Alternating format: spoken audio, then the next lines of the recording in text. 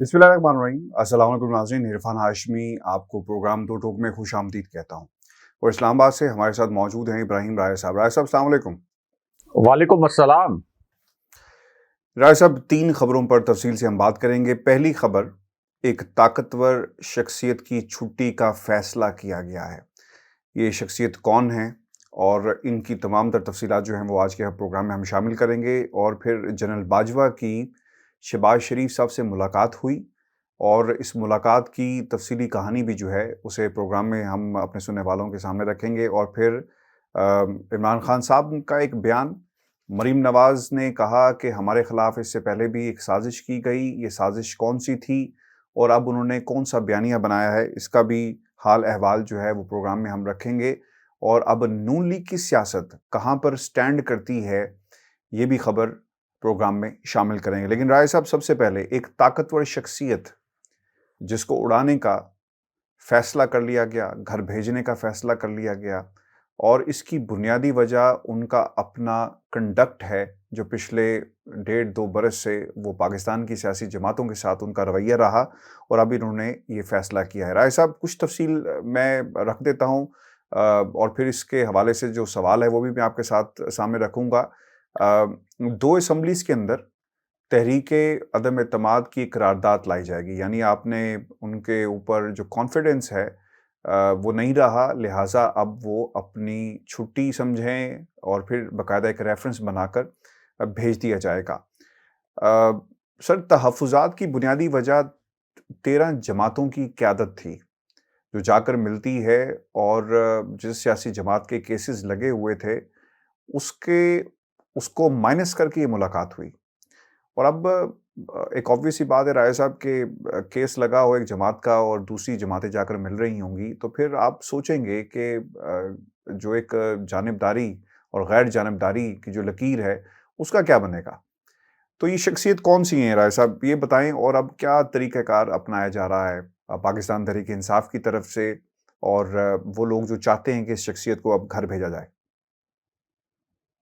देखिए हाशमी साहब, ये chief election commissioner Sikandar Sultan Raja, जो कि इलेक्शन कमीशन इस वक्त जाहिर है कि पाकिस्तान का एक बड़ा ताकतवर इदारा है, उनके खिलाफ रेफरेंस लाने का फैसला किया है बराह रास्त इमरान खान साहब ने।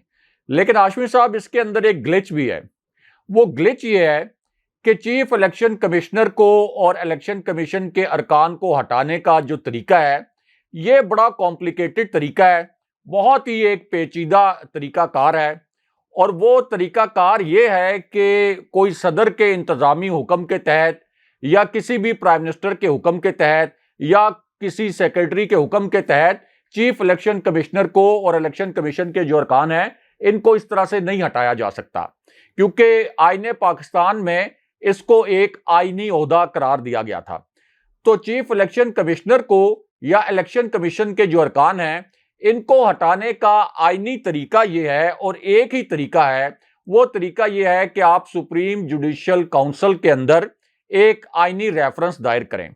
अब जो आपकी सुप्रीम जुडिशियल काउंसिल है हाशमी साहब, इसमें सुप्रीम कोर्ट के चीफ जस्टिस होते हैं, उसके बाद सुप्रीम कोर्ट के जो 2 सबसे सीनियर जज साहिबान होते हैं, यानी चीफ जस्टिस के बाद वो शामिल होते हैं। तो इसका मतलब है कि 3 जज साहिबान सुप्रीम कोर्ट से होंगे और 2 जो आपकी हाई कोर्ट्स हैं, उनके सबसे सीनियर चीफ जस्टिस साहिबान वो सुप्रीम जुडिशियल काउंसिल का हिस्सा होते हैं, यानी Islamabad high court, Lahore high court, इसी तरह Sindh high court, Peshawar high court. जो आपकी हाई कोर्ट्स हैं, उन हाई कोर्ट्स में भी जो ऐसे 2 चीफ जस्टिस हैं जो सीनियरिटी में सबसे ऊपर होंगे, वो इस सुप्रीम जुडिशियल काउंसिल का हिस्सा होंगे। अब जो आईनी रेफरेंस सिकंदर सुल्तान राजा के खिलाफ दायर करने का फैसला किया है तहरीक इंसाफ ने, उसके लिए एक जो एविडेंस सामने लाया जा रहा है, और इस रेफरेंस को आप कह लें कि सपोर्ट फराहम करने के लिए 2 असेंबलियों से एक तो करारदाद मंजूर करवाई जाएगी। एक तो केपी की असेंबली से, जहां तहरीक इंसाफ की जाहिर है कि 2/3 से भी ज्यादा अक्सरियत है, और दूसरी जानिब जो पंजाब में इस वक्त सादा अक्सरियत हासिल है तहरीक इंसाफ को। तो यहां से करारदादें मंजूर करवाई जाएंगी कि chief election commissioner Sikandar Sultan Raja के कंडक्ट पर सवालात खड़े होते हैं, और दूसरा हाशमी साहब, अब तहरीके इंसाफ का यह कहना है कि उनके पास कुछ ऐसे शवाहिद मौजूद हैं कि चीफ इलेक्शन कमिश्नर ने, जो इस वक्त ये एक पीडीएम की इत्तेहादी हुकूमत है, इनके कुछ लोगों से मुलाकातें की हैं और ये जो एविडेंस है ये फिर रखा जाएगा सुप्रीम जुडिशियल काउंसिल के अंदर। लेकिन हाशमी साहब, अब यहां पर एक बहुत ही अहम मामला यह है कि चूंकि चीफ जस्टिस भी इस रेफरेंस की समाअत करेंगे, सुप्रीम जुडिशियल काउंसिल का वो हिस्सा है, उसके वो हेड होंगे, तो एक प्रेशर पहले से सुप्रीम कोर्ट के चीफ जस्टिस पर क्रिएट कर दिया गया है। अब ये उनका भी इम्तिहान है कि सिसिलियन माफिया के तौर पर जिस तरह से मरियम नवाज ने, मियां नवाज शरीफ ने, शहबाज शरीफ ने चीफ जस्टिस को धमकाने की कोशिश की और सुप्रीम कोर्ट के जज साहिबान को धमकाने की कोशिश की, तो क्या वो इसका असर लेते हैं या आजादाना फैसला करते हैं सिकंदर सुल्तान राजा, जो चीफ इलेक्शन कमिश्नर हैं, उनके हवाले से? फिर हाशमी साहब, इसके अंदर सबसे अहम बात यह है कि चीफ इलेक्शन कमिश्नर जिन्होंने अगला इलेक्शन करवाना है, उन पर एतराज कौन कर रहा है? यानी दो सूबों की हुकूमतें उन पर एतराज कर रही हैं, दो सूबों की हुकूमतें उन पर एतराज कर रही हैं। पाकिस्तान का सबसे बड़ा सूबा पंजाब है, वहां की जो हुक्मरान जमात है वो ये कहती है कि चीफ इलेक्शन कमिश्नर को इस्तीफा दे देना चाहिए। उसके बाद केपी की हुकूमत कहती है कि चीफ इलेक्शन कमिश्नर को इस्तीफा दे देना चाहिए। फिर एक ऐसा पार्टी लीडर जिसके पास कौमी असेंबली में सबसे ज्यादा नशिस्तें हैं, यानी तहरीके इंसाफ, वो लीडर कह रहा है और उनकी पार्टी कह रही है कि इस चीफ इलेक्शन कमिश्नर के नीचे हम इलेक्शन कबूल नहीं करेंगे। और पीछे आप अगर इनका 2 साल का 1.5 साल का कंडक्ट उठा के देख लें तो सबको पता है, अब ये एक ओपन सीक्रेट है कि चीफ इलेक्शन कमिश्नर और इलेक्शन कमीशन नून लीग की बी टीम बनकर खेले हैं। जैसे अभी जो 11 अरकान के इस्तीफे इन्होंने मंजूर किए हैं स्पीकर कौमी असेंबली राजा परवेज अशरफ ने, तो हाशमी साहब, होना तो यह चाहिए था कि तहरीके इंसाफ के तमाम अरकान के इस्तीफे मंजूर करके इलेक्शन कमीशन में भिजवाए जाते, लेकिन इलेक्शन कमीशन ने फौरन से इस पीडीएम की बी टीम का किरदार अदा करते हुए एक दिन भी नहीं लगाया और वो जो 11 पीटीआई के अरकान कौमी असेंबली हैं उनको डी सीट कर दिया। अगर कोई मेरिट पे फैसला करना था तो यह फैसला तो उस वक्त हो जाना चाहिए था जब तहरीके इंसाफ के तमाम अरकान कौमी असेंबली ने इस्तीफा दे दिया था। लेकिन यहां पर अब शहबाज शरीफ को वफाक में बचाने के लिए चीफ इलेक्शन कमिश्नर ने यह एक्ट किया है। उसके बाद हाशमी साहब, जो पीपी 11 का नतीजा था, जो कि रात 9:30 बजे के बाद नताइज तब्दील किए गए, तो उस हवाले से भी तहरीके इंसाफ के पास कुछ एविडेंसेस मौजूद हैं। जिस तरह से रिकाउंटिंग को आखिरी वक्त तक रोका गया और फिर राजा सगीर जो पीपी 11 से जबरदस्ती नून लीग के उम्मीदवार जितवाए गए, कितना जल्दी में उनका नोटिफिकेशन जारी करवाया गया कि हमजा शहबाज की वजारत आला को किसी तरीके से बचाया जा सके। तो इस पूरी सूरत हाल में हाशमी साहब, एक आप ये कह लें कि चीफ इलेक्शन कमिश्नर को तो आज खुद इस्तीफा दे देना चाहिए। यानी पाकिस्तान की सबसे बड़ी पार्टी, उसका लीडर आपसे कह रहा है कि आप मुस्ताफी हो। इलेक्शन में चीफ इलेक्शन कमिश्नर ने तो इलेक्शन नहीं लड़ना, इलेक्शन तो पीटीआई ने, पीएमएलएन ने, पीपल्स पार्टी ने, इन जमातों ने लड़ना है। तो जब सबसे बड़ी पार्टी आप पर अदम एतमाद का इजहार कर रही है, दो सूबों की हुकूमतें आप पर अदम एतमाद का इजहार कर रही हैं, तो फिर आप अपने ओहदे के साथ क्यों चिमटे बैठे हुए हैं? आप अपना एक करियर पूरा कर चुके हैं, रिटायरमेंट के बाद ये आप समझ लें कि एक बोनस आपको जॉब मिली थी, यहां पर कोई आपको करोड़ों अरबों रुपए भी नहीं मिल रहे। तो क्या इसका मतलब यह है कि अदरवाइज आपको कोई इंसेंटिव्स मिल रहे हैं शरीफ खानदान की वजह से, और कोई आपका खास मिशन है कि आपसे बार बार मुतालबा किया जा रहा है कि आप मुस्ताफी हों, लेकिन आप मुस्ताफी नहीं हो रहे, और एक ऐसी जमात जिसकी दो ऐसे हसास जगहों पर भी हुकूमत है, यानी आजाद कश्मीर और गिलगित बल्तिस्तान। अगरचे पाकिस्तान का जो इलेक्शन कमीशन है, इसका आजाद कश्मीर से और गिलगित बल्तिस्तान से ताल्लुक नहीं है, लेकिन बहरहाल इससे यह पता चलता है कि पाकिस्तान की सबसे बड़ी पार्टी आपसे यह मुतालबा कर रही है। लेकिन हाशमी साहब, अब ये जो रेफरेंस जाएगा, यह मामला इतना आसान इसलिए नहीं होगा कि सुप्रीम कोर्ट के जज साहिबान पहले ही बड़े शदीद किस्म के दबाव में हैं, जिस किस्म की सिसिलियन माफिया ने उनको धमकियां दी हैं। तो मेरा यह ख्याल है कि इस रेफरेंस पर कोई जल्दी फैसला नहीं आएगा और काफी इस पर देर लगाई जाएगी। दूसरी जानिब हाशमी साहब, एक और बड़ी अहम खबर है जो मीडिया ने ज्यादा हाईलाइट नहीं की, या शायद मीडिया के पास उस खबर के मुतालिक ज्यादा मालूमात नहीं थी, क्योंकि ये चौधरी निसार अली खान साहब के हवाले से भी एक अहम खबर है इनडायरेक्टली। अब चौधरी निसार अली खान साहब के मैं बतौर सहाफ़ी कई मरतबा इंटरव्यूज कर चुका हूं। जब वो मिनिस्टर थे पंजाब हाउस में उनसे कई मुलाकातें हुई, बाद में भी उनके साथ मुलाकातें होती रहीं। तो बहुत से ऐसे इंकशाफात जो चौधरी निसार अली खान साहब ने किए वो जाहिर है कि बतौर सहाफ़ी मेरे इल्म में है। लेकिन अब हाशमी साहब, ये जो वासिक कयूम जो डिप्टी स्पीकर मुंतखब हुए हैं इस वक्त पंजाब असेंबली के बिला मुकाबला, ये जो वासिक कयूम हैं ये एक पीटीआई के बड़े हार्ड कोर किस्म के कारकुन थे। ये मेरे दोस्त भी हैं। मैं जब समा टीवी का ब्यूरो चीफ था तो मेरे ऑफिस में भी आते रहे, फिर हम न्यूज़ में भी मेरे ऑफिस आते रहे जब मैं हम न्यूज़ का ब्यूरो चीफ था, जब मैं दुनिया टीवी का ब्यूरो चीफ था तो उस वक्त भी इनके साथ मुलाकातें होती रहीं।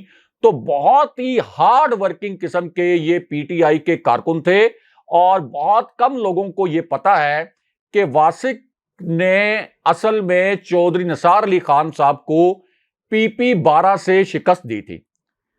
चौधरी निसार अली खान साहब आजाद हैसियत में यहां से इलेक्शन लड़े थे और यहां से फिर वासिक कयूम अब्बासी ने चौधरी निसार अली खान को शिकस्त दी थी। कोई 11,000 के करीब वोट लिए थे चौधरी निसार अली खान साहब ने, और वासिक अब्बासी ने कुछ 27,000 के करीब वोट लिए थे। और अब ये जो नौजवान रहनुमा हैं पीटीआई के, इनके लिए ये बहुत बड़ी अचीवमेंट है कि ये डिप्टी स्पीकर पंजाब असेंबली मुंतखब हो गए हैं। तो इसका आप ये कह सकते हैं कि एक पॉजिटिव पहलू ये है कि पीटीआई के अंदर ऐसे नजरियाती कारकुन जिन्होंने स्ट्रगल की है, जिन्होंने पीटीआई के लिए जिद्दोजहद की है, अब उनको अपनी सियासी जिद्दोजहद का रिवार्ड भी मिल रहा है। और पीटीआई एक ऐसी जमात है जहां नजरियाती कारकुनों को ऊपर भी लाया जा रहा है और उनको इस किस्म के मौके भी फराहम किए जा रहे हैं। वैसे army chief general Qamar Javed Bajwa की मुलाकात हुई शहबाज शरीफ के साथ। मुलाकात की नोयत क्या थी? मुल्क के हालात के हवाले से, जो सैलाब का मामला है, सियासी सूरत हाल है, मईशत है, क्या बुनियादी वजह थी इस मुलाकात की और क्या अमूर जो हैं वो ज़ेर बहस आए? देखें हाशमी साहब, ये जो मुलाकात थी ये एक ऐसी सूरत हाल में हुई जब army chief general Qamar Javed Bajwa को मुल्क की मईशत बचाने के लिए खुद हाथ पैर मारने पड़ रहे हैं।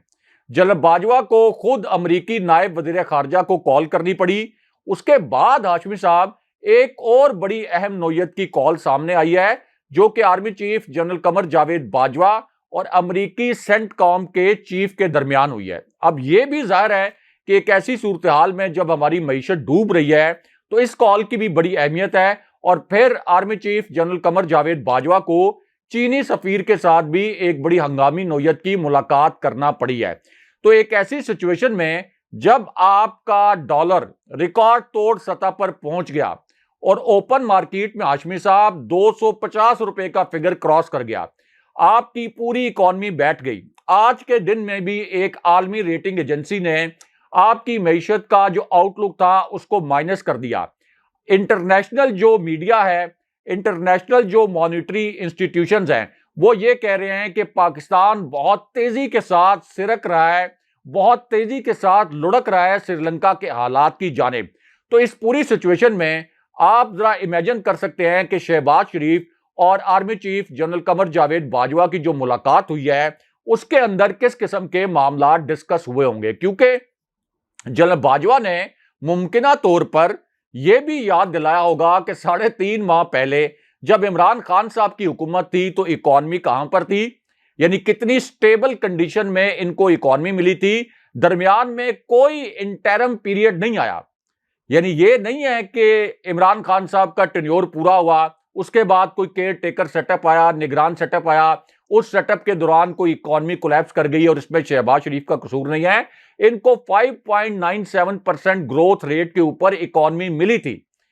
इनको जो इकॉनमी मिली उस वक्त तमाम पाकिस्तान के इकोनॉमिक इंडिकेटर्स जो है वो मुकम्मल तौर पर पॉजिटिव थे। लेकिन इन्होंने इतना मईशत का दिवालिया निकाला हाशमी साहब पिछले 3.5 महीने में कि फौज अब मजबूर हो गई है कि पाकिस्तान की सालमियत को बरकरार रखने के लिए, पाकिस्तान को दिवालिया होने से बचाने के लिए army chief general Qamar Javed Bajwa को और फौजी क़यादत को इधर उधर हाथ पैर मारने पड़ रहे हैं। और यह जाहिर है कि एक ऐसी सिचुएशन है जिसमें पाकिस्तान की फौज और फौजी क़यादत कभी भी कंफर्टेबल नहीं होगी। कभी भी वो इस पूरी सिचुएशन में एक जो फील ऑफ ईज होती है वो जीएचक्यू में कभी भी नहीं होगी कि ये क्या हो रहा है। और हाशमी साहब, उसके बाद सबसे अहम बात यह है कि जैसे जैसे इकॉनमी आपकी कोलैप्स कर रही है, तो शहबाज शरीफ से और इस इंपोर्टेड हुकूमत से तो लोगों की तवक्कुआत पहले ही नहीं थी। लोगों को पता था कि इनके करप्शन के किस किस्म के केसेस हैं। लोगों को पता था कि ये डिलीवर करने नहीं आए, बल्कि अपने केसेस खत्म करवाने आए हैं और अपने जो मनी लॉन्ड्रिंग के जरिए मालात हैं और जो इनके अरबों खरबों रुपए के दौलत के ज़खायर हैं, उनमें इजाफा करने आए हैं। तो इस वजह से लोग अब इनसे सवाल ही नहीं करते। इनसे कोई सवाल नहीं करता शहबाज शरीफ से, आसिफ अली जरदारी से कि इकॉनमी किस तरह से डूब गई। सवाल सारे होते हैं एस्टेब्लिशमेंट से, सवाल सारे किए जाते हैं ताकतवर हलकों से। हर दूसरा ट्वीट ऐसा है जिसमें डीजीआईएसपीआर को टैग कर दिया जाता है, क्योंकि जाहिर है कि सिर्फ डीजीआईएसपीआर तक ही लोगों की एक्सेस है, उनका एक ट्विटर पर हैंडल है। तो ये जो सारे सवालात किए जाते हैं फौज से, तो जीएचक्यू के अंदर भी ये वाइब यकीनन होगी कि हम इस इंपोर्टेड हुकूमत की करप्शन का तासुर, इस इंपोर्टेड हुकूमत की नाअहली का तासुर, इस इंपोर्टेड हुकूमत की कायली और नालायकी का तासुर, तो हम इसका बोझ क्यों उठाएं। तो इसी वजह से अब ये जो सॉफ्ट इंटरवेंशन की बातें लॉन्च करवाई जा रही हैं, ये जो जराए से खबरें आ रही हैं कि जीएचक्यू चाहता है कि एक नरम मुदाखलत के जरिए अक्टूबर में इलेक्शन हो जाए, ये सारी बातें हाशमी साहब इसी वजह से की जा रही हैं। और जो जराए हैं वो भी ये दावा करते हैं, वो भी ये कहते हैं कि ये जो शहबाज शरीफ की और army chief general Qamar Javed Bajwa की मुलाकात हुई, ये कोई ज्यादा खुशगवार माहौल में नहीं हुई। इसी वजह से बाद में जावेद लतीफ को लॉन्च किया गया। इसी वजह से मरियम नवाज ने फिर army chief general Qamar Javed Bajwa को धमकाना शुरू कर दिया। इसी वजह से फिर यह कहा गया कि शहबाज शरीफ को जनरल बाजवा की और फौजी क़यादत की उस किस्म की सपोर्ट नहीं मिली जिस किस्म की सपोर्ट मिलना चाहिए थी। अब सपोर्ट से मुराद इनकी यह थी कि कम से कम 18-20 सीटें हमें पंजाब में जो ज़िमनी इलेक्शन हुआ है ये हमें प्लेट में रखकर दी जाती। सपोर्ट से मुराद ये थी इनकी कि चीफ जस्टिस के ऊपर जाकर फौजी क़यादत दबाव डालती कि आप हमजा शहबाज को, अगरचे ये आईनी तौर पर बरतरफी बनती है, लेकिन आप बरतरफ ना करें। तो अब इस पूरी सिचुएशन में ये जो फजलुर रहमान ने भी आज जो टॉक की है, जिसमें वो एस्टेब्लिशमेंट के ऊपर चढ़ाई कर रहे हैं, और बिलावल भुट्टो जो ये कह रहे हैं कि हमें धमकियां दी गई थी कि 18वीं तरमीम खत्म करके 19वीं तरमीम फौरन करो वरना तुम्हारी हुकूमत खत्म कर दी जाएगी। तो ये असल में अब फौज को धमका रहे हैं, क्योंकि अब इनके ऊपर मुश्किल वक्त है। थोड़ा सा 3 महीने पहले जब इनके ऊपर एक आसान वक्त था, जब ये चेरी ब्लॉसम पॉलिसी के तहत फौज के बूट पॉलिश कर रहे थे, तो उस वक्त ये फौज के पैरों में गिरे हुए थे।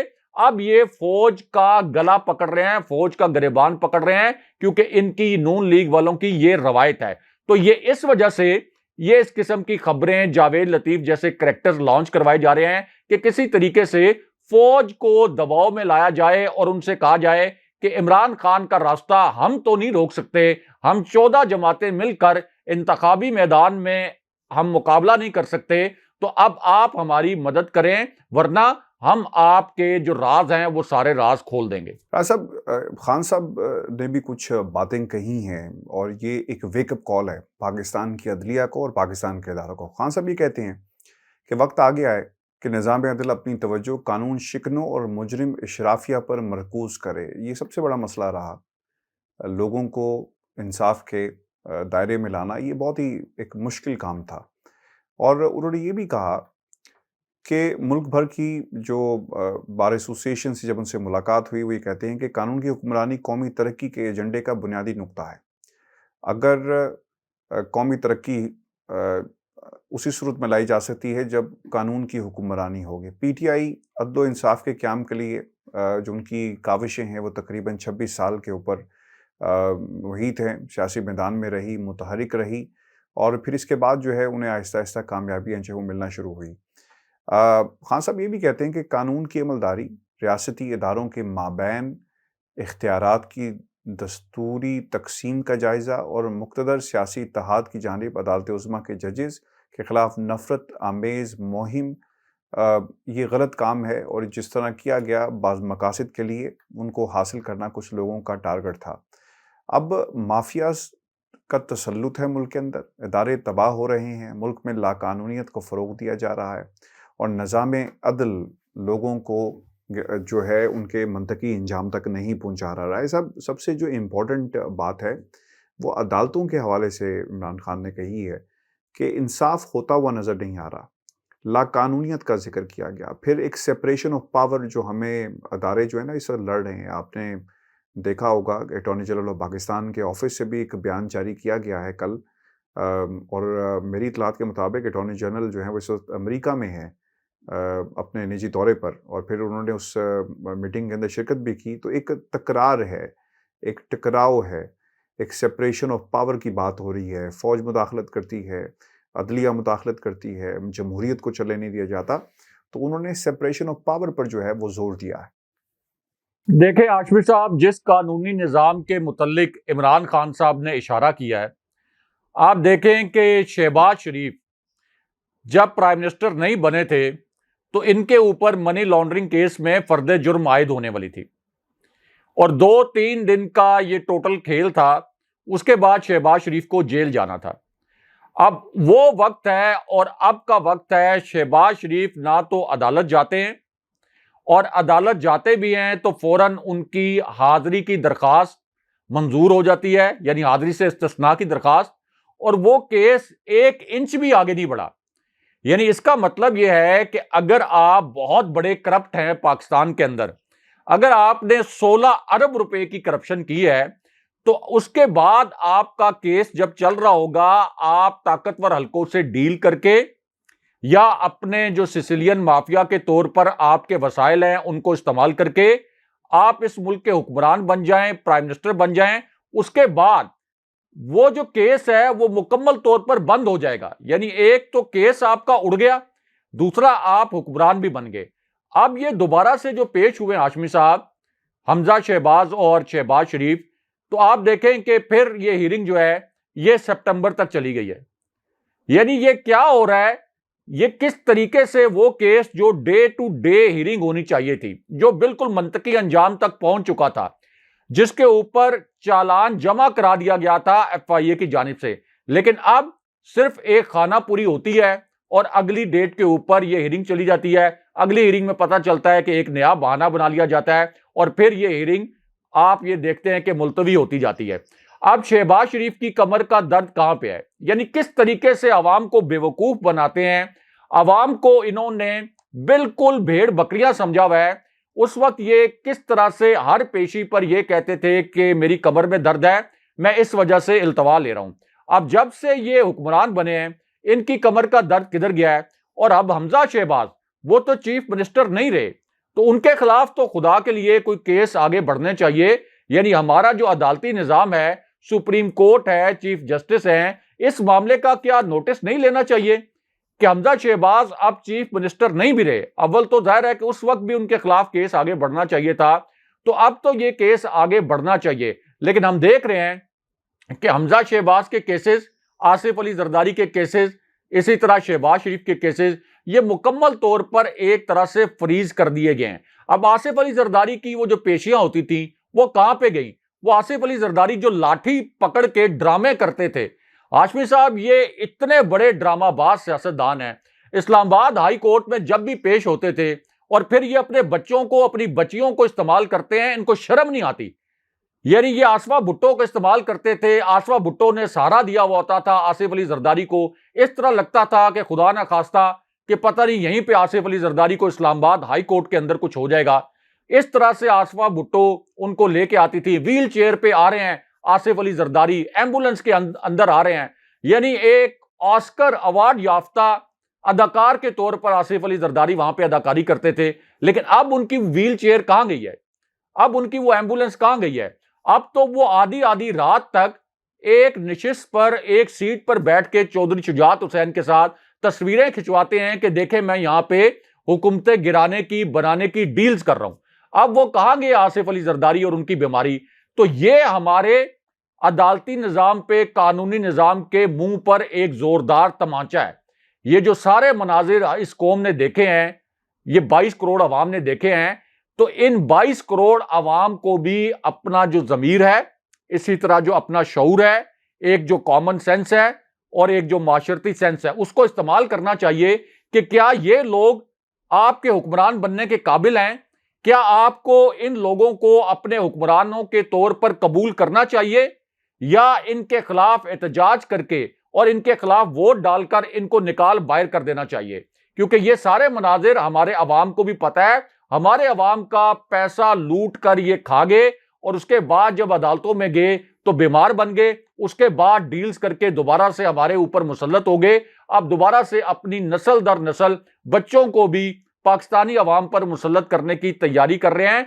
तो इस पूरी सूरत हाल में हाशमी साहब, कोई भी जो बाशऊर पाकिस्तानी है, जिसके अंदर शऊर है, जिसके अंदर अवेयरनेस है, उसके लिए बड़ी क्लियर चॉइस है कि एक तरफ इमरान खान जैसा लीडर है, दूसरी जानिब आसिफ अली जरदारी है, तीसरी जानिब शहबाज शरीफ है। तो आसिफ अली जरदारी, शहबाज शरीफ और इमरान खान, इनमें से किसको चुनना है, ये अवाम के सामने एक बड़ी क्लियर चॉइस है। और ये कोई रॉकेट साइंस नहीं है कि लोग इसके ऊपर कोई कंफ्यूज हों। सबको पता है कि इनके प्रोफाइल्स किस किस्म के हैं। राज साहब, इस पॉलिटिकल सिचुएशन के अंदर मरीम नवाज ओबियसली नून लीग के अंदर उनकी एक अपनी अहमियत है और वो कोशिश करती रहती हैं कि नवाज शरीफ का बयानिया बैसाखियों के ज़रिए पहले सियासत में ज़िंदा रखा वेंटिलेटर के ऊपर, अब वो कुर्सी पे बैठाना चाहती हैं और कुर्सी पे बैठाकर सियासत में लाने के लिए बयान जारी किए जाते हैं। क्या कहा गया कि नवाज शरीफ को तनहा करने की साजिश ख़त्म ही नहीं हो रही, और अपने बयान में उन्होंने कहा कि हमें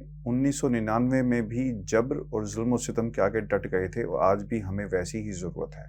हम 23 साल बाद भी इसी सूरत हाल से दो चार हैं और गुजर रहे हैं। फ़र्क सिर्फ इतना है कि इन इम्तिहानात और ट्रायल्स ने मुझे मजबूत और पुरअज़्म बनाया। नवाज शरीफ को तनहा करने की साजिश ख़त्म ही नहीं हो रही और हम हार नहीं मानेंगे।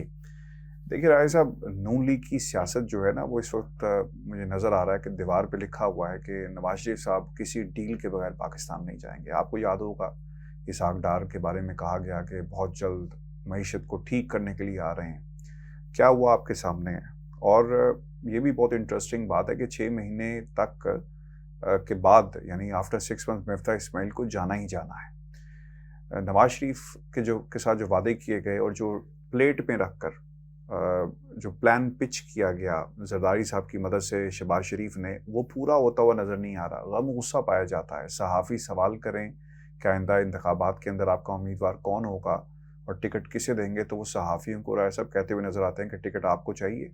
यानी गम गुस्सा पाया जाता है। जो चीज़ें जिस तरह होनी चाहिए थी वैसी नहीं, और अब तो बातें क़यादत को लाहौर में पाकिस्तान के अंदर चेंज करने के हवाले से भी यहाँ पे बाज़गश्त है और सोर्सेज इसे कोट भी कर रहे हैं। राज साहब, कैसे देखते हैं ये मरीम नवाज की स्टेटमेंट को? क्या वाकई 1999 वाली सिचुएशन है कि नवाज शरीफ मुल्क से बाहर चले गए, बेटी को यहाँ पर रोक लिया, और जो कंपैरिजन वो कर रही हैं अपनी सियासी सूरत हाल और मजबूरियों का जो इजहार करती हुई हमें नजर आई? देखें हाशमी साहब, एक तो इसहाक डार की वापसी तय हो गई थी। इसहाक डार की वापसी यकीनी थी, लेकिन जो अवाम का दबाव आया, जिस तरह से अवाम इमरान खान साहब के साथ खड़े हुए, तो वो दबाव फिर ताकतवर हलकों पर भी शिफ्ट हो गया। और ये जो पूरा दबाव था हाशमी साहब, इसकी वजह से फिर इसहाक डार की वापसी नहीं हुई, क्योंकि रिएक्शन बड़ा खौफनाक आना था। बहुत ही खौफनाक किस्म का रद्द अमल आना था कि जब इसहाक डार के ऊपर केसेस थे तो उस वक्त तो उन्होंने बीमारी का बहाना बनाए रखा, और जैसे ही उनकी हुकूमत आई नून लीग की, तो उन्होंने कह दिया कि मुझे तो मेरे मुआलिज ने यह कह दिया है कि मैं 10 दिन के अंदर फिट हो जाऊंगा। लेकिन एक तो इमरान खान साहब जिस तरह से ज़िमनी इंतखाब जीते और तारीखी फतह हासिल की पंजाब के अंदर, उसके बाद अवाम ने जिस तरह से अपने गमो गुस्से का इजहार किया और शिकवे शिकायतें की इदारों के साथ, इस्टेब्लिशमेंट के साथ, तो इस पूरी सूरत हाल में अगर इसहाक डार आ जाते तो अवाम का ये जो इश्ताल है ये मजीद बढ़ जाता। एक तो इसका क्रेडिट जो इसहाक डार की वापसी पूरे प्लान के तहत एक और मुरूसी किरदार एक और शरीफ खानदान का जो एक रिश्तेदार है, उनको पाकिस्तानी अवाम के ऊपर मुसल्लत करने की ये जो साजिश थी, ये इमरान खान साहब की वजह से नाकाम हुई है। दूसरा, जो मरियम नवाज कहती हैं कि मियां नवाज शरीफ को तनहा करने की साजिश की जा रही है, तो मियां नवाज शरीफ तनहा ना हो, इस साजिश को नाकाम बना दें, इससे पहले ही नाकाम बना देते। यहां से उनको किसने भेजा था? मियां नवाज शरीफ अपनी मर्जी से लंदन गए थे, अदालतों के अंदर उस वक्त पिटीशंस फाइल कर रहे थे। उसके बाद जब उनका ट्रीटमेंट भी हो गया, हालांकि बिल्कुल आप तो ज्यादा बेहतर जानते हैं कि बराए नाम वहां पे ट्रीटमेंट हुआ, तो जब वो सेहतमंद हो गए तो उसके बाद ही वापस आ जाते, खुद को तनहा ना होने देते। चले उस वक्त नहीं आए तो अब आ जाते। अब क्या army chief general Qamar Javed Bajwa और पाकिस्तान की फौजी क़यादत खुद जाए उनको लंदन लेने के लिए? तो आ जाए, अभी भी आ जाएं और अपने जो केसेस हैं वो अदालतों में भुगतें। लेकिन हाशमी साहब, असल में ये मियां नवाज शरीफ ने भी वापस आ जाना था, ये भी ये जो सारे मामला तय हुए थे उनका एक हिस्सा था। लेकिन अगेन, जो खान साहब को जब माजूल किया गया, जब एक साजिश के जरिए उनको माजूल किया गया, तो उस वक्त मिस कैलकुलेशन हुई है। उस वक्त खान साहब को माजूल करने वालों को अंदाजा नहीं था कि इमरान खान साहब के साथ इस तरह से अवामी सुनामी खड़ा हो जाएगा। और इसी वजह से अब मियां नवाज शरीफ की वापसी रुक गई कि मियां नवाज शरीफ वापस आ गए तो उनके अदालतों से केसेस कैसे खत्म कराएंगे, कैसे उनको हम ये इंश्योर करेंगे कि वो जेल में ना हो। तो इमरान खान साहब की वजह से ये मियां नवाज शरीफ की वापसी रुकी। और ये जो फ्रस्ट्रेशन है मरियम नवाज की और मियां नवाज शरीफ की, वो ये है कि जनरल बाजवा इस मामले में ये किरदार अदा करें, फौजी क़यादत ये किरदार अदा करे और ये गारंटी करें कि मियां नवाज शरीफ वापस आएंगे, उनको जेल नहीं जाना पड़ेगा, उनके केसेस सारे पाकिस्तान की फौजी क़यादत अदालतों के ऊपर असर रसूख इस्तेमाल करके खत्म करवाएगी। लेकिन अब चूंकि उनका ये जो मोटिव है और जो मामला तय हुए थे, उन मामलात के तय होने के बाद ये वाला जो पार्ट है ये पूरा नहीं हो सका इमरान खान साहब के दबाव की वजह से, क्योंकि इदारों से भी फिर सवालात होना शुरू हो जाते हैं। तो इस वजह से अब मरियम नवाज ये फ्रस्ट्रेशन में इस किस्म के बयानात दे रही हैं कि हमें तनहा करने की कोशिश की जा रही है। आपकी अपनी हुकूमत है, 3.5 महीने में फैसले सारे आपने लिए, पेट्रोल आपने महंगा किया, बिजली आपने महंगी की, जितनी आपकी अशियाए खोरो-नोश थी वो आपने महंगी की। तो आपको कौन कह रहा था कि ये आप हुकूमत में आए, या आपको कौन कह रहा था कि ये अशिया महंगी करें? आपके अपने फैसले थे। उसके बाद मियां नवाज शरीफ ने आना है या नहीं आना, ये भी आपका अपना फैसला है। लेकिन इस वक्त जो इनको शिकस्ते फाश हुई है 2 जी। महाजों पर, पंजाब के ज़िमनी इलेक्शन में, और फिर जिस तरह से हमजा शहबाज की माजूली हुई है, अब उस पर ये बौखलाए हुए हैं। और बौखलाहट में असल में कभी धमकियां देते हैं जनरल बाजवा को, कभी चीफ जस्टिस को, और कभी चीफ इलेक्शन कमिश्नर की मिली भगत से कहते हैं कि फॉरेन फंडिंग केस के जरिए इमरान खान का रास्ता रोकें, वरना ये हमारी मौरूसी सियासत को मुकम्मल तौर पर दफन कर देंगे। बहुत शुक्रिया साहब। व्यूअर्स, ये आज का हमारा शो था। अपने कमेंट्स जरूर भेजिएगा, चैनल को सब्सक्राइब करें। इजाजत दीजिए। अल्लाह निगहबान। अल्लाह निगहबान।